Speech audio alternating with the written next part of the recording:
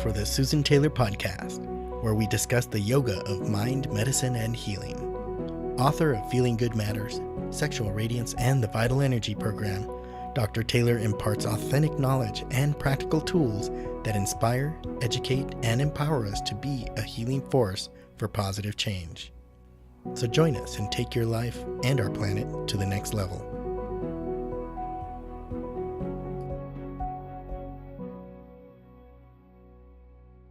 Hello and welcome to Podcast 44, Are You in Tune with Nature's Elements? This podcast topic was inspired by those of you who are interested in the concept of fire, especially when I say someone has uncontrolled fire stoking their temper. In this podcast, I will talk about the elements of nature and what it would be like to provide a little background to some of these: earth, water, fire, air, and ether, and how they pertain to our life. The first principle that we need to understand is that we have a body, breath, and mind, and in order to be in balance, all our elements need to be in sync, since they're the subtle essence of our life. They're all essential to our nature and our reality, and since all nature does exist because of these elements. You've heard me say that respect to nature, that if you respect nature, she'll respect you. Let's look at this from the beginning. We need to deal with the 5 elements if we're to deal with nature. And again, they're earth, water, fire, air, and ether. I think that you would agree that we exist on a polarity planet, where for every positive there's a negative, where there's an up there's a down. And our job is to understand this polarity if we're going to live a healthy and resilient life. In the ancient practices of Ayurvedic medicine, these elements exist in a polarity, and they're the foundation stones for our manifestation on the most subtle to the most physical level. The elements are called Panchamahabhuta, which translates to the 5 great elements, which are the building blocks of all creation. The body, breath, and mind, and everything for that matter, is part of this creation. Keep in mind when we speak about the elements, they are the most subtle form and manifest into the physical form. And for the purpose of this podcast, let's start with the most accessible, which is the physical. As I always say, use your body as feedback, because the physical is easier to access. Let's look at the 5 elements and see how they're organized in the order of our own body and mind. Our tissue and physical body contain earth, and more subtly, earth is expressed itself as stability. So on a subtle level, it's our stability. The bodily fluids, well, that contains a great amount of water. That's another element, the element of water. And that expresses itself more subtly as cohesion, how well we stay together. The digestive enzymes are our fire element. This is the cornerstone of life itself, and that's the fire. But it expresses itself more subtly as transformation, turning will into action.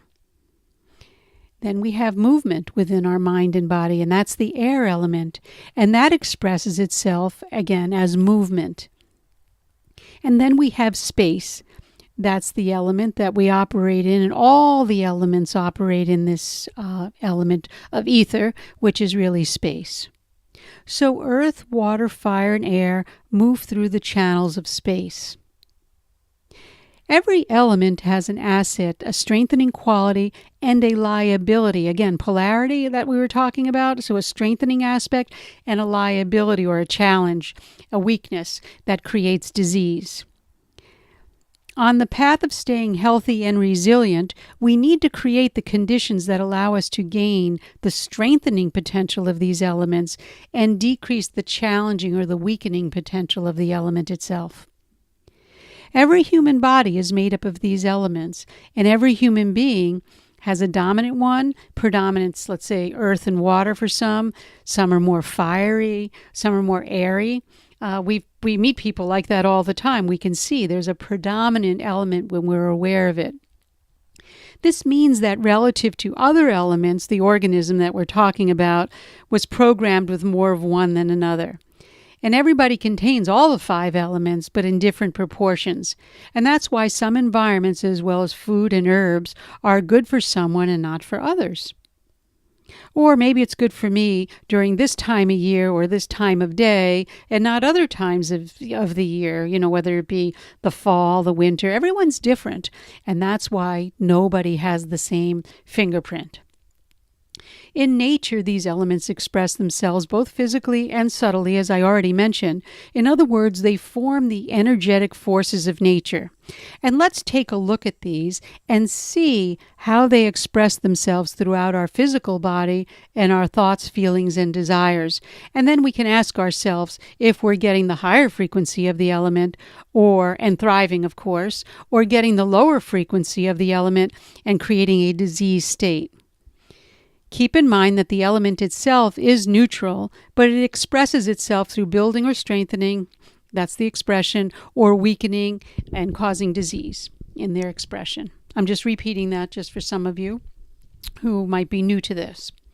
We need to create the conditions so that the element that we're talking supports the organism to be vital. We want to be vital.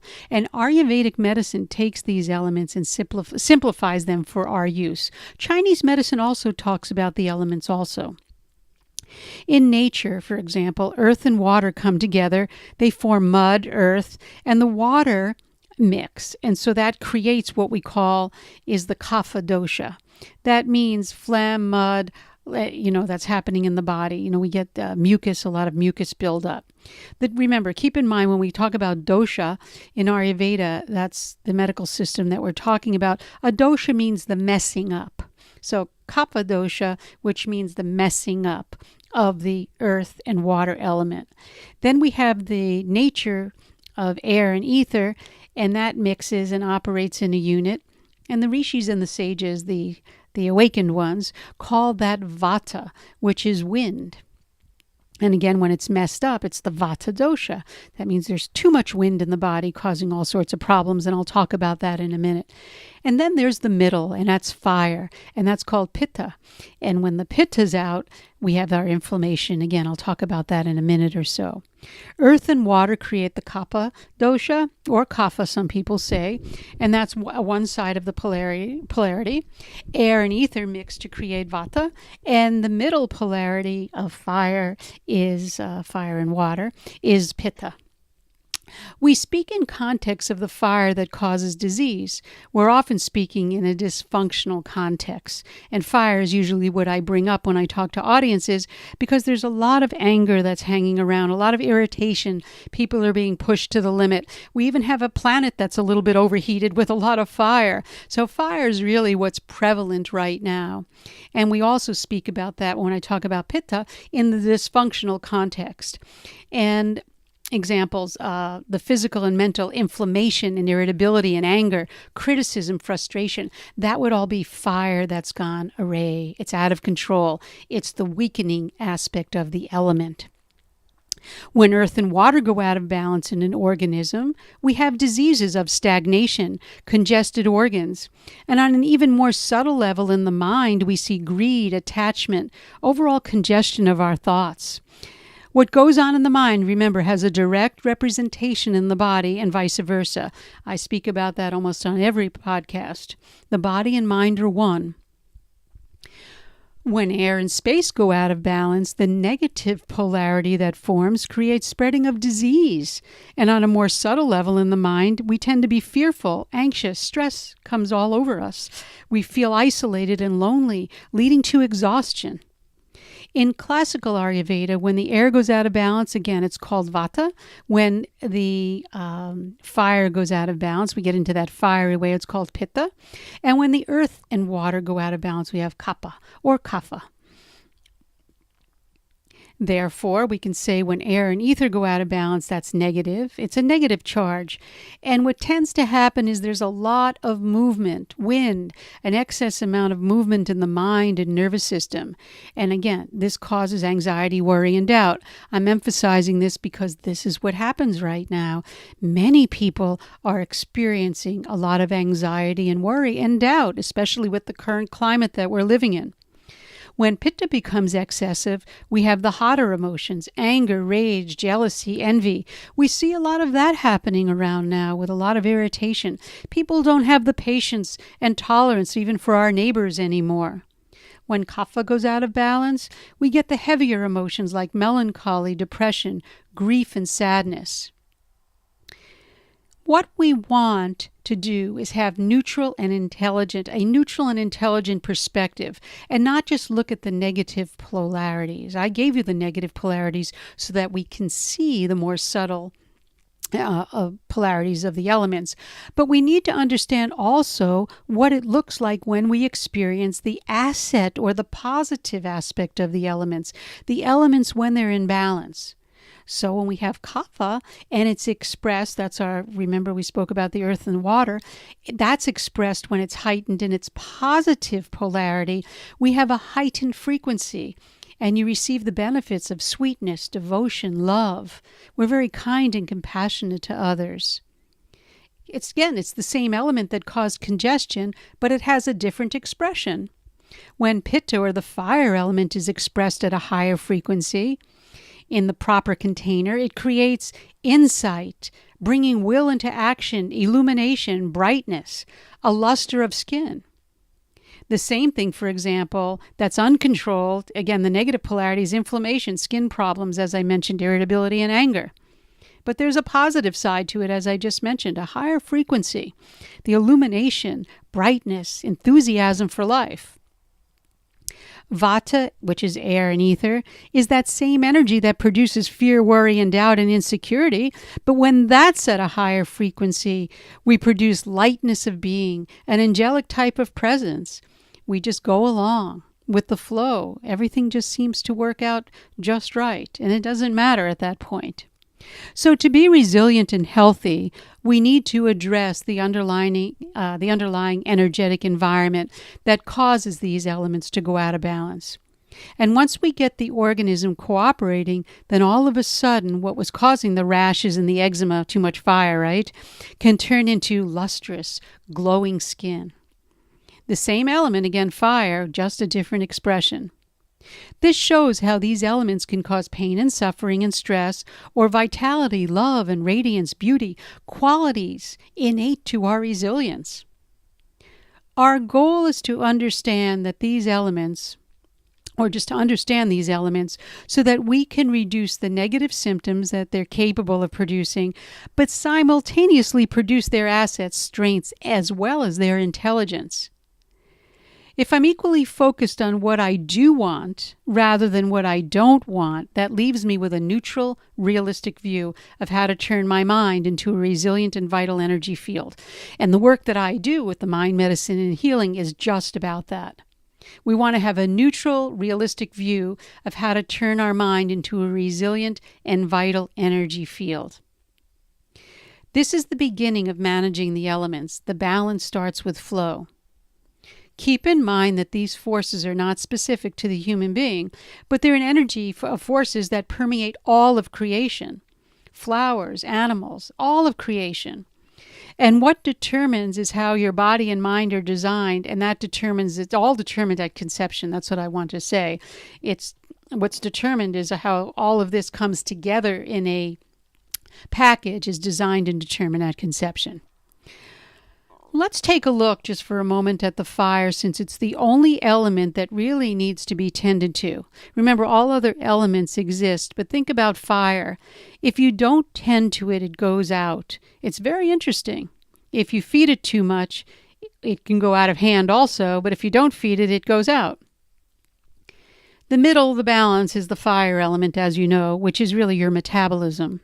And that's why fire can be considered the most important of all the elements. In fact, yogis focus on the fire element. You have earth and water on one side, air and ether on the other. And in the middle you have fire. So if you have any side with disturbance and then the fire is compromised, you see our fire is the force of digestion. So if we have any disturbance, right, with any of the elements, and our fire is not really in its proper container and it's compromised, what happens is there's problems. And we work with digestion. You know, I've heard it said that the origin of all disease is caused by some imbalance with digestion, and I found that to be true, not just physically, but how your entire organism metabolizes both psychologically and physically, how it experiences feelings and emotions as well as desire. So that is why fire is considered so important. In fact, it's the only element that needs to be tended to, as I just mentioned. And to do this, I work with clients and students with physical digestion through diet, nutrition, and herbs, and on a mental level through meditation. Following these principles makes things much easier for us instead of going against the grain. Remember, paddling upstream is now turned around and we go with the flow, the energetic currents. And you do that with your food, nutrition habits, exercise, sleep habits, so that you can be synchronized with the rhythms of the day and the seasons and the rhythms of a lifetime. The elements are all synchronized. And one last note I'd like to say, maintaining health and harmony. It's not just what you eat or a specific herb, but it's how the psyche is operating, how your mind is operating in a specific time, during a specific place, and with a specific purpose. Keep in mind that you do have a mind and you have a mission. And true happiness is only when your mission is in line with what you were born to do. And only then can you have long-lasting health. And that brings me to the end of this episode. I'd like to thank those of you who contributed by asking me to speak about the elements. You can contact us at susantaylor.org if you have any questions, comments, or feedback, or you'd like me to talk about something. You can also go onto our new YouTube channel where all the podcasts are there for you to subscribe. Thank you again for listening, and the Susan Taylor podcast comes out every week. And again, if you have questions or comments, something you want to hear, send me an email, come to the website and fill it out, susantaylor.org, and I'll be glad to read them and incorporate it in a new podcast. And until next time, remain calm, consciously aware, living in the moment.